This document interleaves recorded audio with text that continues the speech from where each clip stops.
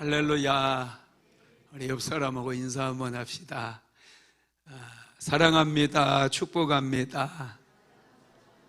사랑합니다. 축복합니다. 할렐루야. 명절이 오늘로 이제 끝나네요. 아쉬운 분들도 있겠지만 우리 믿음의 사람들은 일상이 참 좋은 것 같아요. 늘 교회를 가까이 하며 하나님을 가까이 하며 예배하고 기도하는 것이 참 은혜고 축복이라는 사실을 명절을 지날 때마다 느끼는 것 같습니다. 그래서 여러분 명절을 지나고 나면은 더 갈급해지지 않나요? 예배가 고프다 이런 느낌 안 드나요? 예배가 고파야 돼요. 믿음의 사람이라면, 영적으로 깨어있는 사람들은 예배가 고파요. 예배에 대한 갈증, 예배에 대한 목마름이 생긴다는 거예요. 명절에 일도 안 하고, 물론 가족들 만나고 친척들 만나고 또 좋은 분들 만남으로 인하여 교제 나누는 것은 참 좋은 일이긴 하지만 뭔가 2%가 모자라는 것 같아요. 그죠? 그래서 하나님께서는 이 수요 예배도 우리에게 허락하시고 오늘 이 자리에 불러주신 줄로 믿습니다. 믿음의 사람들은 예배 드려야 충만해져요. 충만해지면 기적이 일어나고 좋은 일이 생기고 복이 임하는 거 믿으시기 바랍니다. 오늘은 레위기서 5번째 말씀입니다. 하나님께 나아가는 길, 하나님께 나아가는 길 5번째예요. 속건제에 대해서 오늘은 말씀을 나누도록 하겠습니다. 우리가 하나님께 나아가 예배드릴 수 있는 것은 큰 은혜입니다. 구약시대에는 제사제도를 통해서 하나님 앞에 나아갈 수 있었어요. 레위기서 말씀을 통해서 우리가 하나님께 나아갈 수 있었던 이 제사에 대해서 말씀을 나누고 있어요. 첫 번째가 뭐였어요? 번제였죠. 번제. 그 다음에 소제, 그 다음에 화목제, 그 다음에 속제제. 오늘은 속건제입니다. 이 5가지의 제사가 있죠. 구약시대에. 이 5가지의 제사를 통해서 하나님 앞에 나아갈 수 있게 되었고, 하나님 앞에 나아가 하나님을 아련하면 하나님께서는 그 백성들에게 풍성한 은혜를 주시는 거예요. 하나님께 나아갈 수 있는 길이 막혀버리는 그 지점부터 불행이 시작되었고, 온갖 저주와 무거운 짐들이 우리의 삶에 찾아온 거예요. 하나님께 나아갈 수 있는 길만 열어놓으면 그 길을 통해서 우리는 하나님을 뵙게 되고 하나님께서 부어주시는 충만한 은혜를 받을 수 있게 된다는 거예요. 그래서 구약의 제사가 축복이고 은혜였고요, 신약시대에 하나님을 예배하는 것이 은혜이고 축복입니다. 예배드릴 수 있는 거 정말 큰 은혜예요. 예배드릴 수 있는 거 축복입니다. 할렐루야. 오늘은 이 속건제에 대해서 좀 더 살펴보겠는데, 이 속건제와 속제제는 좀 많이 비슷합니다. 그걸 좀 아시면 좋겠고요. 이 속건제라고 하는 말씀의 히브리어 단어가 아삼입니다. 아싸가 아니고 아삼. 이 뜻은 책임이 따르는 죄, 배상과 회복이 필요한 죄, 이런 뜻이에요. 속건제는 몇 가지 특징이 있습니다. 속건제는 하나님의 소유나 이웃의 소유에 대한 소유권을 침해했을 때 드려야 되는 죄예요. 그리고 깨어진 관계를 회복할 때 드리는 제사예요.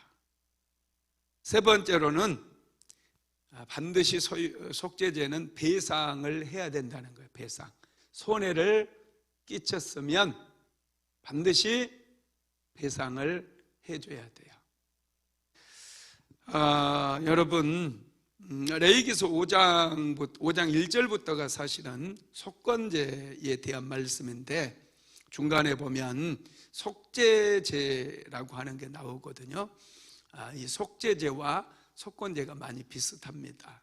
그래서 이 속건제로 전체적으로 5장 1절부터 6장 7절까지 읽으실 때 참조하셔서 읽으시면은 이해하기가 더 쉽습니다. 우리가 속건제 하면은 도대체 좀 이해가 잘 안 돼요. 관계를 회복하기 위한 죄, 하나님의 소유권, 또 이웃의 소유권을 침해한 죄를 지으면 짓는 제사, 뭐 이렇게 해도 좀 이해가 좀 안 되거든요. 그래서 여러분, 구약 시대에 가장 작게 드려졌던 제사가 속건제이지 않을까 싶어요. 그리고 신약 시대에도 보면은 신약 성경에는 속건제에 대한 말씀이 거의 언급이 없어요. 그리고 레위기서를 제외하고 다른 구약 성경에도 보면은 이 속건제라고 하는 말씀이 별로 나오지를 않습니다. 나중에 이 속죄제와 속건제사는 합해지지 않았을까 이런 생각이 듭니다. 그래서 속건제는 한마디로 얘기하면 양심이 좀 무뎌진 사람들, 그래서 죄를 너무 쉽게 짓는 그런 부분에 대해서 양심을 깨끗게 하고 좀 청결케 하기 위해서 하나님 앞에 드리는 제사가 아닐까, 이런 생각을 제가 본문을 묵상하면서 한번 생각을 해봤어요. 여러분, 실제로 히브리서 9장 9절 말씀에 보면 이런 말씀이 있거든요. 한번 읽어봅시다. 시작. 이 장막은 현재까지의 비유니 이에 따라 드리는 예물과 제사는 섬기는 자를 그 양심상 온전하게 할 수 없나니. 아멘. 이스라엘 백성들이 속건제를 드리고 속죄제를 드리는 이유는 더럽혀진 양심을 깨끗하게 하기 위함이었어요. 속죄제나 속건제는 더럽혀진 양심, 이 양심을 깨끗하게 청소하는 역할을 했던 그런 제사라고 우리가 생각하면 된다라는 것입니다. 우리가 내가 좀 귀찮은 것 때문에 마땅히 해야 될 일을 하지 않는 경우들이 있어요. 길 가다 보면 교통사고 목격자를 찾습니다. 요즘에 이제 CC 카메라나 또 블랙박스가 많이 있다 보니까 그런 현수막을 많이 보지는 못하지만 그래도 종종 있어요. 여러분, 양심이 무뎌지게 되면 어떤 사건이 벌어지는 것을 눈으로 목격을 했음에도 불구하고 그냥 귀도 닫아버리고 눈도 닫아버리고 증언을 해주지 않는 그런 사람들이 많이 있습니다. 그런데 성경은 내가 알고도 증언해주지 않는 것은 죄라고 그러는 거예요. 양심이 좀 무뎌지고 그러면 죄를 쉽게 또 범하거든요. 남들도 다 그렇지. 주일 예배 한번 빠진다고 이러면서 쉽게 빠지는 경우들이 있고 그래요. 이게 양심이 좀 무뎌져서 그래요. 굳어져서 그렇다는 거예요. 그래서 예배를 드리게 되면 양심이 깨끗하게 돼요. 청소가 되어져요. 영적인 민감성이 회복이 되어지고 영적인 감각이 살아나요. 영적인 감각이 살아나 있는 사람들은 죄에 대해서 굉장히 민감해요. 하나님께서 싫어하시는 일에 대해서 굉장히 민감하게 반응해요. 그리고 하나님께서 기뻐하시는 일들, 하나님께서 좋아하시는 그런 일들을 힘써서 행한다라는 것이죠. 여러분, 그런데 양심이 무디어져 버리면 죄가 죄인지 모르고 죄 가운데 그냥 젖어 살게 되거든요. 그래서 하나님께서는 이 속죄제와 속건제사를 이스라엘 백성들에게 드리라고 말하면서 죄에 대한 심각성을 일깨워 주시고, 굳어졌던 양심, 무디어진 양심을 이제 깨끗하게 씻어줌으로 영적인 민감성을 회복하게 만들었다라는 거예요. 그렇습니다. 그래서 여러분, 이 구약의 5대 제사 우리가 좀 잘 알아야 되고요. 특별히 이 속죄제사나 속건제는 하나님께서 죄로 인해서 관계가 끊어져 버린 하나님의 백성들을 이제 속죄제나 속건제를 통해서 죄를 용서해 주시고 하나님께로 나아올 수 있는 길을 열어 주셨다라는 것을 믿으시기를 바랍니다. 그러면 구약 시대에 속건제를 드리는 경우가 5가지 경우가 있더라고요. 찾아보니까 첫 번째가 알고도 증언하지 않는 죄예요. 자, 레위기서 5장 1절 읽어봅니다. 시작. 만일 누구든지 저주하는 소리를 듣고서도 증인이 되어 그가 본 것이나 알고 있는 것을 알리지 아니하면 그는 자기 죄를 져야 할 것이요 그 허물이 그에게로 돌아갈 것이며, 만일 누구든지 저주하는 소리를 듣고서도 증인이 되어 그가 본 것이나 알고 있는 것을 알리지 아니하면 그랬어요. 여러분, 모욕죄가 있어요. 모욕죄 아세요? 그 사모가 어제인가 그 얘기를 하더라고요. 그 사모가 사법고시를 또 공부를 해서 1차도 패스했잖아요. 그러다 보니 대법원 판례에 나오는데 이제 이혼한 젊은 부부, 이혼 소송 중에 있는 그런 젊은 부부가 이제 양쪽에 부모들이 있잖아요. 시부모, 친정부모. 이 시부모와 친정부모가 서로 이제 막말을 하면서 싸우는 그런 얘기를 좀 하더라고요. 정말 입에 담기도 부끄러운 말을 서로에게 사돈지간인데 막 모욕을 주는 그런 말을 하더라고요. 이게 모독죄가 돼요. 이런 것들 모독을 하면 함부로 막 욕하고 그러면요, 여러분 이게 우리나라 법에도 모욕죄가 되지만 하나님께서 보실 때는 굉장한 죄예요, 이거. 그래서 함부로 사람들을 무시하거나 멸시하거나 조롱하거나 이런 말 하면 안 됩니다. 그리고 이런 말을 했다고 이제 여러분들이 다 봤어요. 그래서 이제 법원에 가서 누군가가 고발을 했겠죠. 그래서 판결을 할 때 당신들 나 모욕하는 소리 들었지? 그러면 어떻게 모욕했는지 이제 법원에 가면은요, 그 사람이 했던 욕을 그대로 다 써요. 한자도 안 빼고. 그거 이제 증언을 해야 되는데 증언을 안 하면 그것이 뭐라고요? 그게 죄다고. 입국 다물고 나 귀찮아, 나 법원에 가기 싫어, 경찰서 가는 거 나 딱 질색이거든 하고 나는 안 가. 그리고 그냥 귀 닫아버리고 눈도 닫고 입도 닫고 그러면 그게 죄라는 거예요. 그런 사람은 속건제 드리래요. 혹시 어떤 사건을 이제 내가 알고 있는데 막 이 사건의 범인은 따로 있는데 좀 약하고 힘없는 사람을 억지로 범인으로 몰고 가요. 그걸 내가 다 알아. 그러면 내가 이 사람을 변호를 해주고 내가 증언을 해줘야 되거든요. 그런데 안 하고 입국 다물고 있어. 그러면 이게 죄라는 거예요. 이런 사람은 속건제를 드려야 돼요.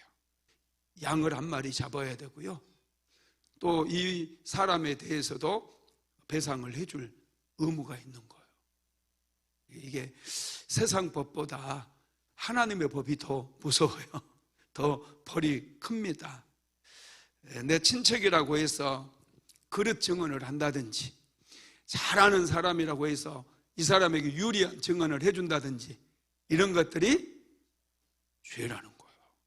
그러니까 내가 내 눈에 본 그대로를 증언해야지, 나하고 가까운 사람이기 때문에 중요한 거 빼버리고 이 사람에게, 가까운 사람에게 유리하게 증언을 하면 그 사람은 하나님 앞에 범죄하는 게 되는 거예요. 하나님 앞에. 두 번째로는 부정한 것을 만졌을 경우에도 이게 죄가 된답니다. 자, 레위기서 5장 2절에서 3절 한번 읽어봅시다. 시작. 만일 누구든지 부정한 것들, 곧 부정한 들짐승의 사체나 부정한 가축의 사체나 부정한 곤충의 사체를 만졌으면 부지중이라고 할지라도 그 몸이 더러워져서 허물이 있을 것이요, 만일 부지중에 어떤 사람의 부정이 닿았는데 그 사람의 부정이 어떠한 부정이든지 그것을 깨닫을 때에는 허물이 있을 것이요.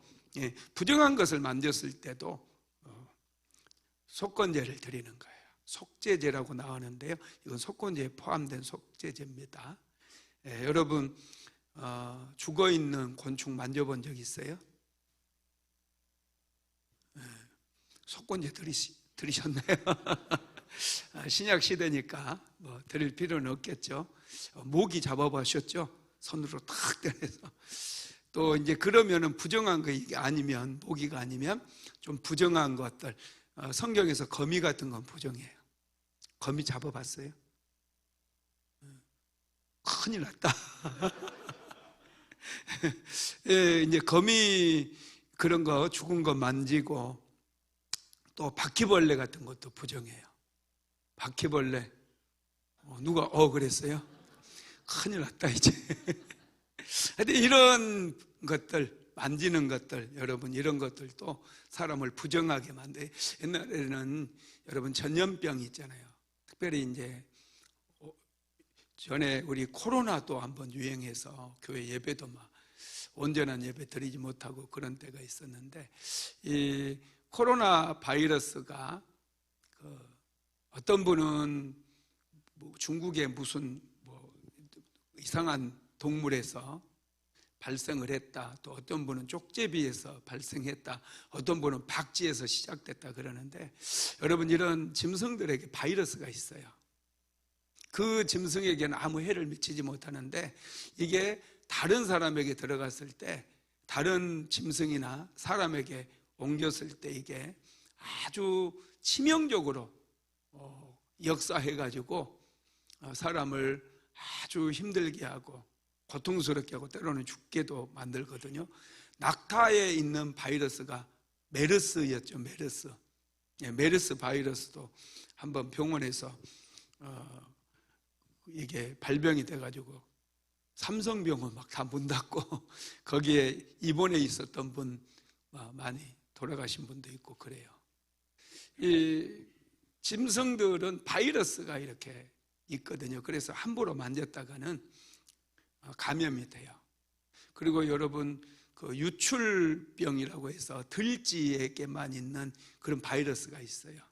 그래서 잔디밭 같은데 그냥 쉽게 막 앉고 그러면은 돗자리를 꼭 펴고 앉아야지, 잔디밭이 혹시라도 이 들쥐 그 소변 있잖아요. 들쥐 소변을 통해서 이렇게 사람 몸에 감염되는데, 감염되면 많이 죽어요. 들에서 여러분 산에 가거나 그럴 때 조심해야 됩니다. 군인들 중에 은근히 훈련 받다가 그런 유출병에 감염된 사람들이 있어요. 그 아름다운 의사 청년, 그분도 그 유출병 때문에, 들쥐 때문에 감염돼가지고 돌아가셨거든요. 그리고 곤충이 죽어 있는 것도 그냥 빗자루로 쓸어서 버리세요. 휴지로 꼭 그런 거 자꾸 만지는 거 별로 안 좋은 것 같아요. 성경적으로 또 보면은. 그리고 사람의 부정이 어떠한 부정이든지 그것을 그 부정한 사람의 몸에 닿았을 때, 이럴 때도 속죄제, 속건제를 드려야 된다는 거예요. 구약 시대에는 납병 같은 경우, 납병, 문둥병이라고도 하죠. 그리고 그 혈루증 여인, 유출병, 피가 계속해서 멈추지 않고 나오는 이런 병, 그리고 피부에 이제 발진들, 대상포진 같은 거, 이런 것들도 부정하다고 성경에서 얘기하고 있거든요. 그래서 혈루증 여인도 여러분 목숨 걸고 예수님 옷자락에 손을 잡은 거잖아요. 이 구약의 이 레위기서 말씀에 부정한 사람과 접촉되면 부정하게 된다, 이 말씀 때문에 구약 시대에 납병 환자들이 이제 다니면은 막 자기가 납병 환자임을 알려야 되고, 만약에 알리자면 돌로 막 쫓아내고 때리기도 하고 그랬어요. 접촉만 돼도 부정하다고. 혈루증 여인은 예수님의 옷자락만 손을 대어도 자기 몸이 정결케 될 거라고 생각했잖아요. 당시 사람들은 혈루증 여인이 예수님의 옷자락에 손을 대면 예수님이 부정하게 되는 거예요. 그런데 예수님의 능력, 예수님의 그 치유의 능력이 얼마나 강력한지 부정한 사람이 정결케 되게 만들었다라는 것이죠. 그 다음에 세 번째는 헛된 맹세를 했을 경우에 속건제를 드려야 돼요. 자, 레위기서 5장 4절 말씀 같이 읽어봅시다. 시작. 만일 누구든지 입술로 맹세하여 악한 일이든지 선한 일이든지 하리라고 함부로 말하면 그 사람이 함부로 말하여 맹세한 것이 무엇이든지 그가 깨닫지 못하다가 그것을 깨닫게 되었을 때에는 그중 하나에게 그에게 허물이 있을 것이니. 아멘. 입술로 맹세를 하는 거예요.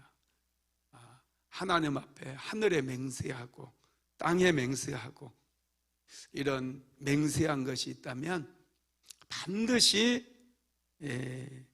갚으라는 거예요. 맹세를, 이게 맹세가 또 뭐냐면 소원이기도 해요. 소원. 많은 분들이 소원 기도를 하거든요. 그러면 이 소원하는 거 반드시 갚아야 돼요. 드려야 돼요. 산나가 아들을 낳으면 그 아들을 하나님께 드리겠다고 했잖아요. 그래서 하나님께 드렸어요. 그랬더니 하나님께서 축복을 주셨거든요. 여러분, 우리가 사람들 앞에서나 하나님 앞에서 허세를 부려서는 안 돼요. 자녀들에게 헛된 약속을 한다든지, 아내에게 헛된 약속을 한다든지, 또 하나님께 헛된 약속을 한다든지, 그렇게 해서는 안 된다는 거예요. 반드시 헛된 약속을 했다든지 그러면 그 약속을 지켜야 돼요. 전에 모 정치인은 어떤 사람이 대통령이 되면 손가락에 장을 지진다고 막 텔레비전 나와서 그런 얘기 하더라고요. 손가락에 여러분 장 지지는 게 뭔 줄 아세요? 장을 팔팔 끓여가지고 거기에다 손가락 넣는 거예요. 시골에서 장 지지는 일을 가끔 해요. 언제 장 지지는 일을 한 줄 아세요? 발에 못이 박혔을 때. 일하다 보면 공사장 이런 현장에 가면 옛날에는 신발이 고무신 신고 일하고 그러다 보니까 이 못을 밟을 때가 있어요. 그러면 깊이 들어가잖아요. 못 밟으면 파상풍에 걸려요. 녹이 들어가니까. 파상풍을 예방하기 위해서 이 못 찔린 데 있죠. 거기에 장을 완전히 그냥 팔팔 끓여가지고 그거 집어넣는 거예요. 저는 봤어요. 그렇게 하는 거. 우리 집에 한 사람이 있었어요. 우리 박찬희 집사님. 고등학교 다닐 땐가 졸업하고인가 하여튼 못 발에 찔리니까 아버지가 대번에 이리 와. 어머니는 바로 장을 끓이기 시작했어요. 그래서 지지는 거예요. 비명을 지르고 완전히 그날 난리 났습니다. 얼마나 아픈 줄 아세요? 그러니까 손가락에 장을 지진다 이런 말 하면 돼요, 안 돼요? 네.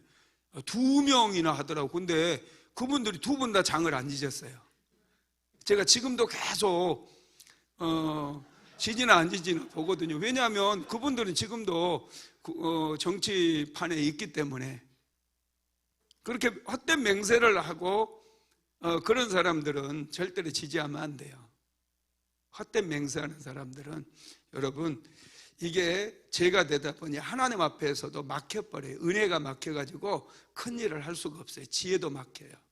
어리석어지는 거예요. 속죄제물은 속건제물은 양으로 드릴 수도 있고 순양으로 드릴 수도 있고 또 비둘기나 산비둘기 그리고 곡식의 가루로도 그 제물을 삼을 수 있었어요. 속죄 제물이 될 수 있었던 거.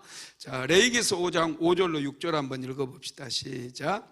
이 중 하나에 허물이 있을 때에는 아무 일에 잘못하였노라 자복하고 그 잘못으로 말미암아 여호와께 속죄제를 드리되 양떼 암컷 어린 양이나 염소를 끌어다가 속죄제를 드릴 것이요 제사장은 그의 허물을 위하여 속죄할지니라. 아멘.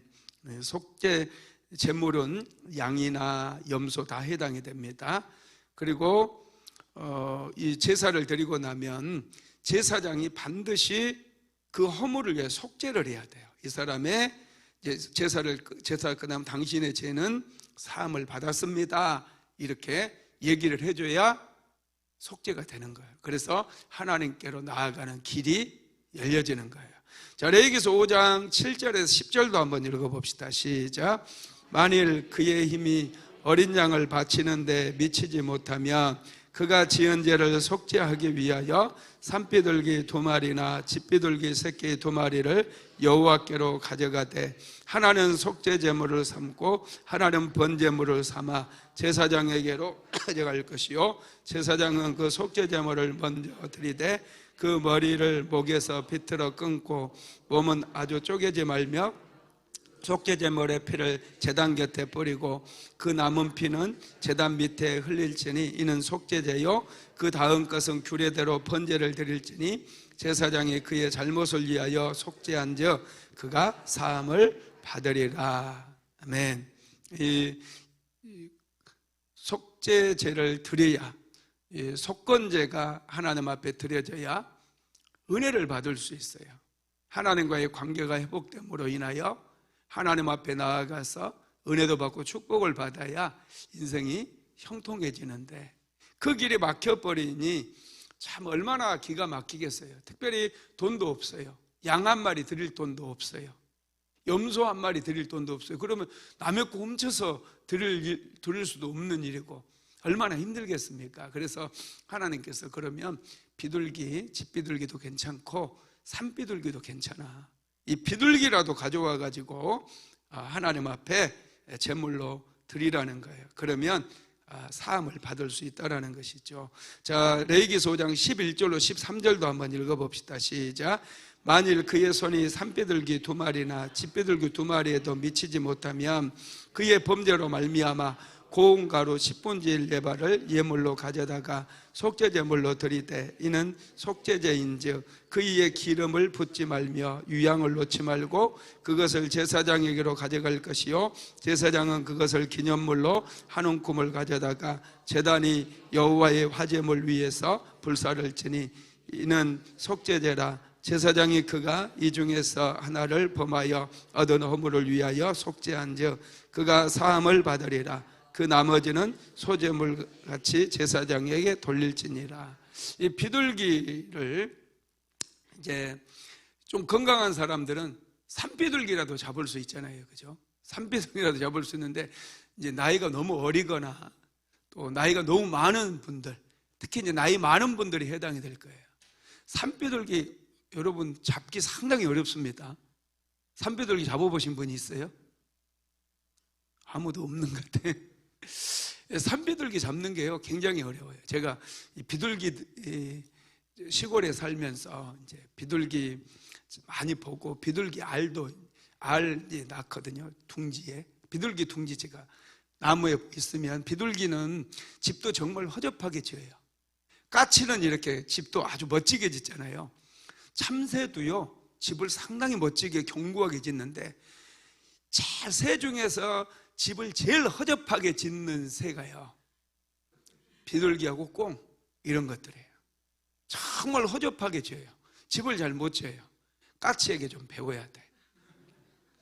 얘네들이 보면은 집을 이제 나무에 보면 허접하게 지어가지고 다 잘 보여요. 잘 보이는 데다 지어요.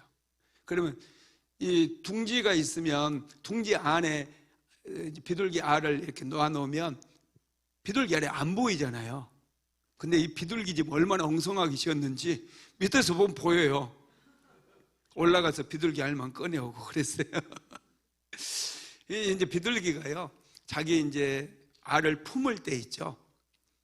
들키지 않으려고 마치 자기가 이제 얼마 약 먹은 비둘기처럼, 얼마 못 날아가는 비둘기처럼 얘가 흉내를 내요. 둥지로부터 멀리 떨어지게 하려고. 비둘기가 이제 툭 떨어지면, 비둘기 집이 여기 있으면 비둘기가 품고 있다가 툭 떨어지거든요. 그러면 여기에는 관심을 잃어버리고 이제 비둘기를 잡으려고 쫓아가잖아요. 요즘은 뭐 비둘기 고기 줘도 안 먹을 거예요. 옛날에는, 제가 어렸을 때는요, 비둘기 한 마리라도, 닭 대신 비둘기, 이거 대단했거든요. 이게. 그래서 비둘기를 잡으려고 막 쫓아가면 이게 이제 앞에 툭 떨어져요. 그럼 금방 잡을 것 같아요. 그럼 또 한 5m 가다가 툭 떨어져요. 금방 잡을 것 같아요. 그러다가 한 100m 정도 떨어지잖아요. 그럼 휙 날아가 버려요. 야, 이게 수학합니다, 이게. 그래서 어른들은, 연세 드신 분들은요, 비둘기 잡는 게 상당히 어려워요. 젊은 사람들은 비둘기라도 잡을 수 있죠. 그래서 연세 드신 어르신들, 가난한 분들을 위해서 하나님께서는 이 곡식 가루로, 고운 가루, 밀가루라든지 쌀을 빻으면 이런 곡식 가루 있죠. 이런 가루로 하나님 앞에 속건제를 드릴 수 있게 해주신 거예요. 참 이게 은혜예요. 한 에바는 22리터거든요. 한 에바. 그런데 한 에바에 10분의 1로 드리래요. 그러면 22리터에 10분의 1이면 얼마예요? 빨리 계산하세요. 2.2리터잖아. 2.2리터. 여러분 2리터 생수병 아시죠? 생수병 2리터짜리. 생수병이 2리터예요.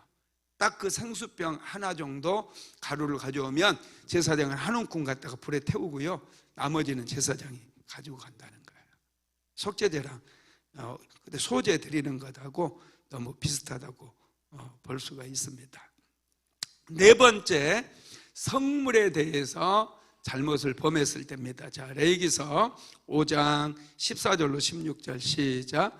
여호와께서 모세에게 말씀하여 이르시되 누구든지 여호와의 성물에 대하여 부지 중에 범죄하였으면 여호와께 속건제를 드리되 내가 지정한 가치를 따라 성소의 세겔로 몇 세겔 은혜에 상당한 흠없는 순양을 양떼 중에서 끌어다가 속건제로 드려서 성물에 대한 잘못을 보상하되 그것에 5분의 1을 더하여 제사장에게 줄 것이요 제사장은 그 속건제의 순양으로 그를 위하여 속죄한 즉 그가 사함을 받으리라. 성물은 하나님 앞에 드려진 것들이에요. 그러니까 성막과 관련되어 있는 그런 것들이, 예를 들면 번제단에 불쏘시기 같은 것도 있잖아요. 이제 불을 지피는 그런 도구들, 그리고 부산마 이런 거 있거든요. 이런 것들을 애들이, 어른들도 그래요. 장난하다가 부셔뜨릴 수 있거든요. 그러면은 그런 것들을 반드시 그걸 보상을 할 뿐만 아니라 하나님의 것을 이제 흠집이 나게 만들었으니 하나님께 범죄하는 거예요. 그래서 그것을 위해서 속건제를 드려라 이렇게 말씀을 하고 있습니다. 또한 하나님께서 이스라엘 백성들이 애굽에서 나올 때 장자들이, 애굽의 장자들은 다 죽었지만 이스라엘의 장자들은 하나님께 살려주셨어요. 그죠? 그래서 짐승의 모든 초태성은 여호와께 돌리라 이렇게 말씀했거든요. 그러면 이제 짐승을 내가 키웠어요. 소를 한 마리 키우기 시작했어. 이미 소가 처음으로 새끼를 낳아요. 그러면 이것을 누구에게 드리라고요? 잘 키워서 하나님께 드리라는 거예요. 그런데 이거 키우다 보니까 이게 좀 아까워. 그래서 몰래 팔아먹었다든지 안 드리고, 하나님께 안 드리고, 또 양 새끼도 마찬가지고 모든 짐승의 초태생이니까 양이 이렇게 새끼를 낳는데 처음 나온 놈이 야, 이거 너무 실하고 좋은 거야. 그러니까 두 번째 나오는 놈 보니까 약간 비리비리해. 이게 하나는 거네? 하고 바꿔치기 한다든지. 여러분, 그렇게 되면은 이제 드리고도 좀 찜찜하잖아요. 그죠? 그리고 또 첫 열매를 하나님께 드리라고 그랬는데 첫 열매가 너무 좋으니까 둘째 열매를 드렸다든지, 그리고 11조도 하나님께 드리라고 했잖아요. 하나님의 것이라고. 다 드리려고 하니까 너무 아까우니까 좀 떼서 일부는 11조로 드리고, 일부는 감사헌금으로 드리고, 일부는 선교예물로 드리고, 일부는 주일예물로 드리고, 이렇게 드리긴 다 드렸는데 뭔가 양심에 찜찜함이 남아. 그죠? 안 찜찜합니까? 뭔가 찜찜한 게 있어요. 그럴 때 속건제를 드리라는 거예요. 안 그렇고 계속 찜찜한 상태로 신앙생활을 계속하면 은혜가 하나도 임하지 않는 거예요. 하나님께서 주시는 은혜를 받기 위해서 우리가 예배 드리는 거거든요. 하나님께서 부어주시는 그 놀라운 축복, 그 놀라운 은혜를 받기 위해서 하나님 앞에 나와서 정말 열정을 다해서 하나님께 예배 드리는데 뭔가 찜찜한 게 있거든. 이게 그러면은 여러분, 이거 빨리 해결을 해야 돼요. 속건제를 드려야 된다는 거예요. 빨리. 요즘은 이제 속건제를 드리면 하나님 앞에 감사 예물을 드리세요. 나의 죄를 용서해 주실 거 믿고, 그리고 떼먹은 거 20%를 더해가지고 드리라는 거예요. 그게 여러분 속건제입니다. 레위기서 5장 17절에서 19절 한번 읽어봅시다. 시작.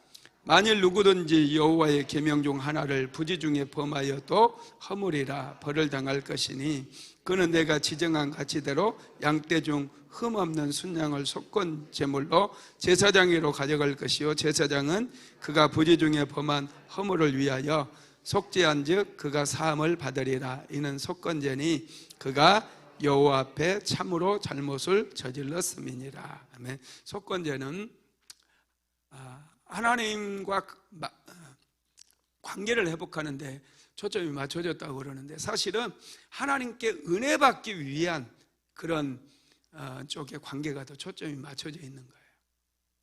하나님께 은혜 받으려면 관계가 회복이 돼야 되죠. 찜찜한 거 다 없애버리는 거, 그게 이제 속건제라고 보면 됩니다. 다섯 번째로, 하나님의 계명을 범하고 거짓말하는 경우에 속건제를 드리라고 그랬어요. 자, 레위기서 6장 1절에서 7절까지 한번 같이 읽어봅시다. 시작. 여호와께서 모세에게 말씀하여 이르시되, 누구든지 여호와께 신실하지 못하여 범죄하되 곧 이웃이 맡긴 물건이나 전당물을 속이거나 도둑질하거나 착취하고도 사실을 부인하거나 남의 이런 물건을 줍고도 사실을 부인하여 거짓 맹세하는 등 사람이 이 모든 일 중에 하나라도 행하여 범죄하면 이는 죄를 범하였고 죄가 있는 자니, 그 훔친 것이나 착취한 것이나 맡은 것이나 이런 물건을 주운 것이나 그 거짓 맹세한 모든 물건을 돌려보내되 곧 그 본래 물건의 5분지를 더하여 돌려보낼 것이니, 그 죄가 드러나는 날에 그 임자에게 줄 것이요, 그는 또 그 속건제물을 여호와께 가져갈지니 곧 내가 지정한 가치대로 양떼 중 흠없는 순양을 속건제물을 위하여 제사장에게로 끌고 갈 것이요, 제사장은 여호와 앞에서 그를 위하여 속죄한즉 그는 무슨 허물이든지 사함을 받으리라. 여기 1절에 6장 1절에 보면 누구든지 여호와께 신실하지 못하여 범죄하되 그랬어요. 어떤 사람이 물건을 맡겼는데 그것을 몰래 빼돌려 버려요. 그리고 나 밖에 나갔다 왔더니 그거 누가 훔쳐가 버렸어. 여러분, 이게 있을 수 있는 일이 없는 얘기예요? 있을 수 있어요. 사람들이 양심이 무뎌지면 그거 맞아, 그거 나한테 맡겼었지. 근데 그거 어디 갔지? 나 방금 나갔다 왔는데 누가 훔쳐갔나 보네? 이렇게 얘기하는 경우가 꽤나 많아요. 여러분, 이렇게 한 사람은 이게 하나님 앞에 범죄하는 거예요. 하나님의 은혜를 가로막고, 그 작은 물건 하나, 그게 뭐 돈이 값어치가 좀 있어서 한 1,200만 원 내가 이익을 취한다 할지라도 하나님의 은혜는 여러분 수억이에요. 수억도 넘어요. 그 은혜를 여러분 다 놓치게 된다는 거예요. 그리고 누가 잃어버린 물건 있잖아요. 잃어버린 물건. 잃어버린 물건을 아무도 안 보내 해서 내가 딱 챙겨버려요. 내가 챙겨. 그리고 물어보면 여기 있는 물건 못 봤어요. 그럼 나 이제 와가지고 모르겠는데? 시치미를 톡 떼버려. 이게 하나님 보실 때는 죄라는 거예요. 예, 이런 죄는 그것을 배상해 줄 뿐만 아니라 20%를 더해주고 또 양 한 마리를 반드시 하나님께 속건제물로 드려야 된다는 거예요. 손해가 이만저만이 아니죠. 이거 꼭 알아야 돼. 남의 물건 떨어져 있다고, 주인 없다고 챙기면 안 됩니다. 예, 보관해 놓을 수는 있어요. 다른 사람이 가져가지 않게 보관해 놓되 주인이 나타날 때까지, 주인이 나타나지 않으면 경찰서에 맡기면 되고, 주인이 나타날 때까지 보관하고 주인이 나타나면 돌려줘야 되는 거예요. 그래야지 하나님의 은혜가 내 삶에 계속해서 임하게 되는 거예요. 사람들이 가난하게 되고 실패하게 되는 원인들이요, 이런 사소한 거, 별거 아닌 것 같은 이런 데서 여러분 하나님의 은혜가 막혀버리다 보니까 그런 실패가, 큰 실패가 찾아오고 일이 잘 안 풀려요. 자녀들이 일이 잘 안 풀려요. 아이디어는 좋고 능력도 있는데 자꾸 실패가 찾아오고 힘든 일들이 찾아오는 그 이유는 바로 하나님께서 말씀하신 이런 남의 물건들, 그냥 생각 없이 뭐 땅에 떨어져 있으니 내가 챙겨도 되겠다 하는 것들, 이런 것들 여러분 있을 수 있다라는 거예요. 그런 것들은 여러분 주인 없으면 하나님께 드리세요. 돈을 주었는데 그런 거 주인도 안 나타나고 그러면 헌금하셔요. 파출소 갖다 맡기든지, 큰 돈이면 맡겨야죠 당연히. 예, 그렇게 하는 게 좋습니다. 이렇게 여러분 이 속건제는 하나님의 은혜가 나에게 부어지는 것을 막아버리는, 이것을 막는, 이 담을 헐어뜨리고 막힌 담을 여는 그런 제사라고 여러분 생각을 하면 됩니다. 말씀을 마무리하겠습니다. 속건제는 하나님께 나아가는 영적인 길을 우리에게 보여주고 영적인 길을 열어주는 역할을 합니다. 속건제는 책임을 피하지 말고, 내가 어떤 사람의 범죄에 대해서 목격을 했다면 피해자 편에서, 피해자를 돕는다 이전에 하나님께서 나로 하여금 보게 했으니 나는 정확하게 목격한 것을 증언을 하리라, 이런 마음을 가지고 세상을 살라는 거예요. 속건제를 드리는 과정은 행동과 마음이 함께 움직이는 회복의 시간이라야 됩니다. 그래야 하나님의 은혜의 문이 계속해서 열려지고 나의 삶 속에 하나님의 은혜가 풍성하게 부어짐으로 기도 응답이 빨라지고 가정에 좋은 일들, 복된 일들이 더 많아지게 된다는 사실을 믿게 되기를 예수님의 이름으로 축복합니다. 고마우신 하나님, 속건제에 대해서 배울 수 있도록 축복하시니 감사합니다. 우리가 쉽게 생각하고 죄가 아니라고 생각하여 가볍게 여겼던 것들, 작지만 이런 것들이 하나님께로부터 은혜를 막아버리는, 담을 만들고 하나님과의 관계를 깨뜨려버리는 죄악이라고 말씀하셨습니다. 하나님, 사랑하는 성도들, 생각나는 그런 부지 중에 지은 죄들이 있다면 다 자복하고 회개하게 만들어주시고, 하나님께로부터 내려오는 막혀있는 모든 담들이 다 무너져 내리고 하나님의 은혜가 사랑하는 성도들 인생 속에 풍성하게 부어지고 그 은혜로 충만해질 수 있도록 주님 축복하여 주옵소서.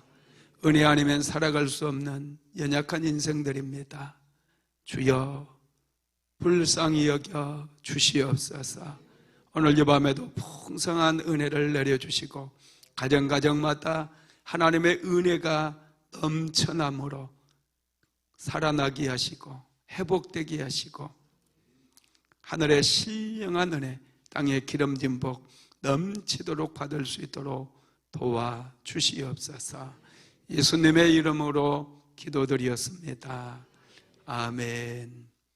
지금은 우리 구주 예수 그리스도의 무한하신 은혜와 아버지 하나님의 극진하신 사랑하심과 보혜사 성령 하나님의 감동 감화 내주교통 인도 충만케 하시는 역사가 하나님 앞에 은혜 받기를 간절히 소망하는 오늘 예배에 참석한 사랑하는 모든 성도들 머리 위에, 가정 위에, 사업장 위에, 직장 위에 이제로부터 영원토록 함께 있을지어다. 아멘.